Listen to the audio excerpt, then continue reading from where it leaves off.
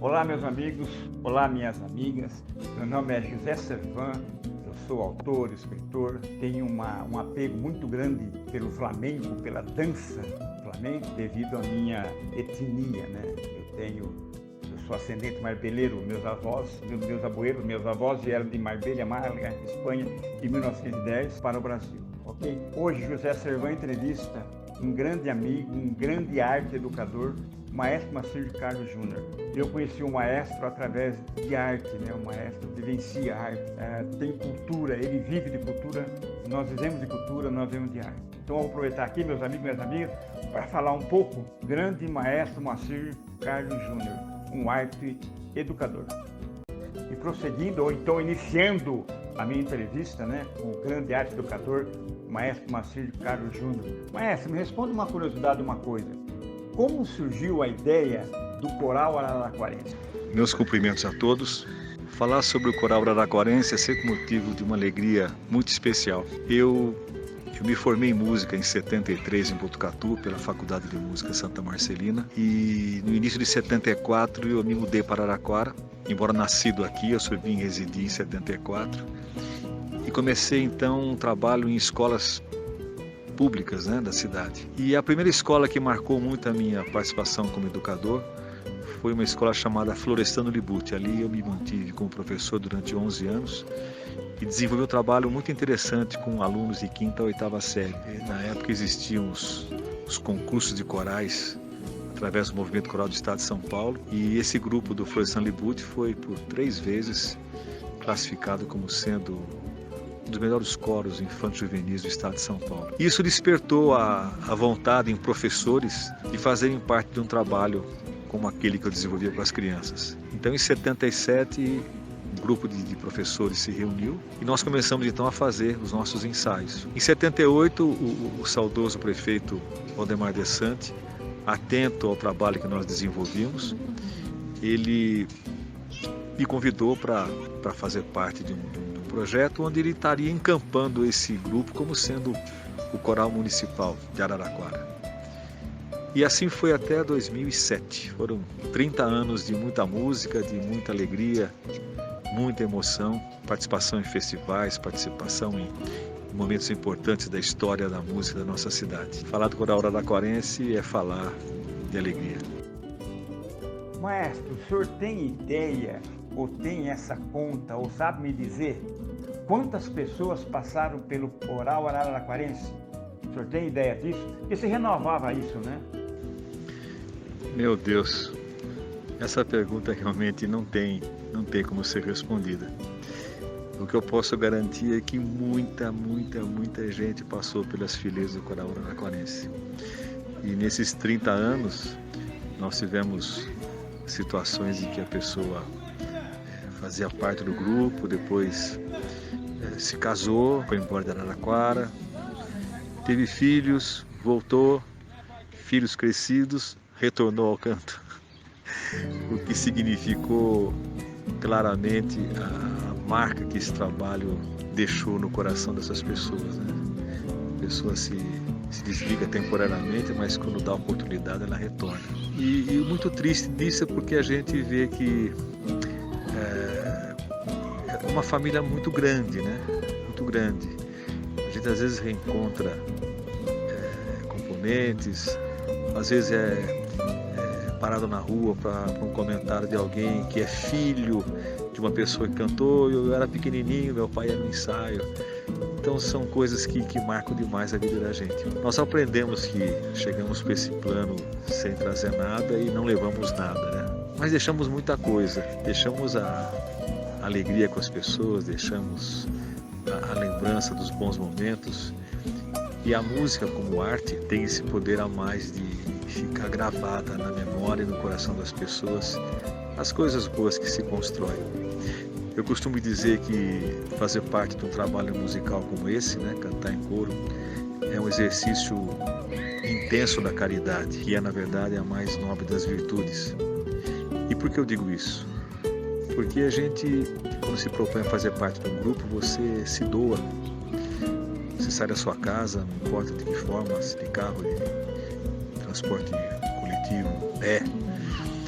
faz parte dos ensaios, encara um regente chato que fica insistindo como é que tem que respirar, como é que tem que fazer a frase, como é que tem que fazer a interpretação, e você constrói algo bonito. Só que depois desse algo bonito ficar completo, você não guarda para você. Você partilha com a plateia, você partilha com as pessoas que vão ouvir o seu trabalho. Então o que acontece? Você proporciona para aquele que ouve a alegria e você fica mais alegre ainda por ter conseguido chegar no coração das pessoas. Cantar é algo mágico mesmo. E nessa mesma linha de pensamento, maestro, Coral Araquarense, quais programas de televisão já se apresentou, esses programas de rádio? O senhor consegue me dizer isso com o senhor, a regência, participou? Ao longo de 30 anos, de muita música, de muito envolvimento com a arte, várias e várias situações aconteceram que marcaram a nossa memória. Mas eu destacaria algumas. Por exemplo, houve um ano que o Coral Araquarense desenvolveu um projeto chamado Antigas Canções e Emoções Renovadas. Eu peguei vários gêneros musicais, né? Samba canção, bolero, marcha, que marcaram, né, a história da música. Fiz os arranjos e comecei a ensaiar o coro para fazer uma apresentação no Teatro Municipal e depois propagando isso pela região. E quando chegou na valsa, eu fiquei pensando qual seria uma valsa que pudesse justificar a escolha para fazer parte desse projeto. Aí me lembrei do Lampião de Gás. Lampião de Gás, gravada pela Elisita Barroso, um grande sucesso na carreira dela. Preparei o arranjo, comecei a ensaiar e veio um insight. Falei, puxa, eu vou ligar na TV Cultura para quem sabe, né, eles poderem se interessar em receber o coral para poder apresentar o Lampião de Gás para a Elisita Barroso no programa dela. E liguei, que me atendeu foi um diretor do programa chamado Rivaldo Corulli, pois ficou muito amigo da gente. E comecei a explicar para ele, falei, Rivaldo, aqui de Araraquara é o maestro Moacir, você me conhece, mas eu tenho um trabalho já de anos à frente do coral da cidade. E nós estamos com a música Lampião de Gás sendo ensaiada e eu queria muito saber se vocês, caso venham a se interessar, poderão nos chamar para nos apresentarmos aí no programa. E esse Rivaldo, ele é um rapaz fantástico. E ele fala muito palavrão, mas assim, de uma maneira pura. Eu me lembro que ele falou um palavrão e disse assim, rapaz do céu, você caiu do céu.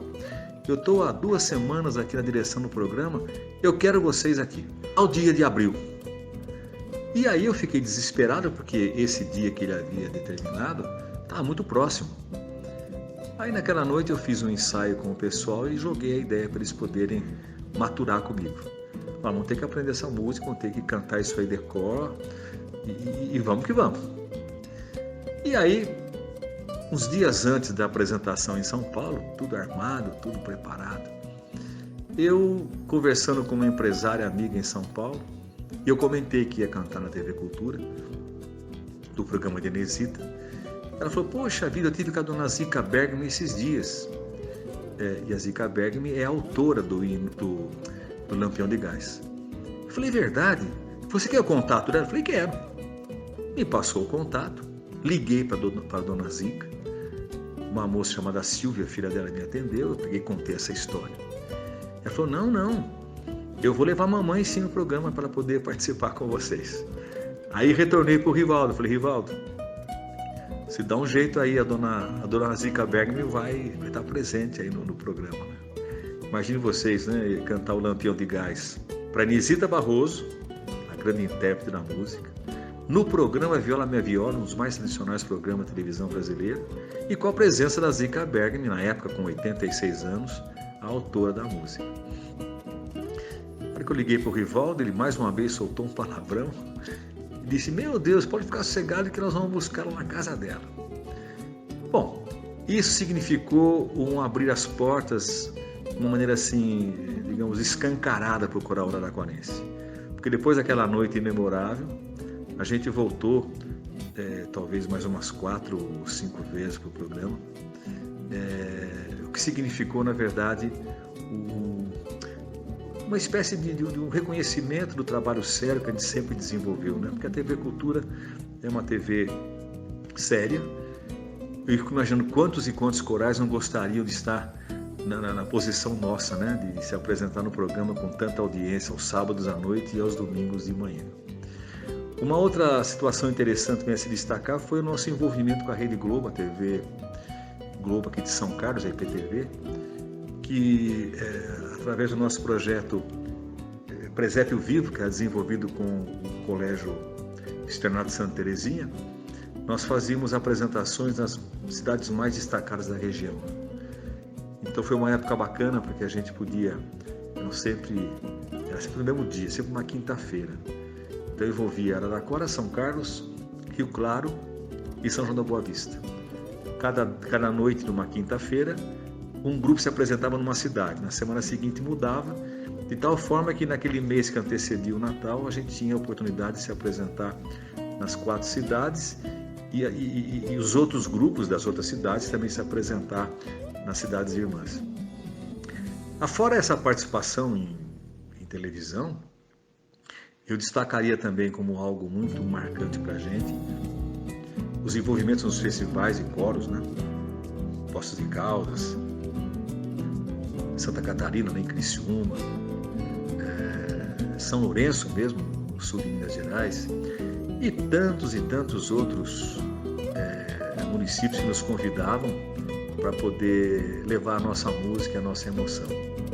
Por isso que eu digo, são 30 anos, ou foram 30 anos de muito trabalho, envolvendo muita gente, ora com apoio, ora sem apoio, mas Deus é tão bom que a gente conseguia sempre dar um jeito e se apresentar. Como aconteceu uma ocasião em Maceió, né? Nós fomos cantar no Encorama, Encontro Nacional de Coros, que foi uma coisa maravilhosa, né? Maceió, em Alagoas, promove esse evento. Agora não por conta da pandemia, mas promove um evento de uma qualidade muito alta. E nós conseguimos, com apoio na época da TAM, do comandante Rolim, e fomos os 30 componentes levar a nossa música para o povo alagoano. Enfim, como eu disse há pouco, a gente não leva nada desse mundo, mas a gente deixa muita coisa, né? Eu tenho certeza que todos que algum dia fizeram parte do coral araraquarense, mesmo não estando envolvidos nessas situações que eu acabei de passar para vocês agora, mas se algum dia fez parte do grupo, deve estar sempre pensando assim com bastante orgulho o fato de ter se envolvido com uma atividade que a gente sempre acreditou ser importante, porque a gente, assim como alimenta o corpo, nós temos que alimentar o espírito, e a arte é o alimento do espírito, né? E a música é uma coisa fantástica. E o canto coral, então, nem se fala, porque Deus é tão bom que quando nós nascemos, Ele nos dá um presente, e é a voz. A gente sabe que muita gente usa a voz de uma forma indevida, né? Gritando, caluniando, mentindo.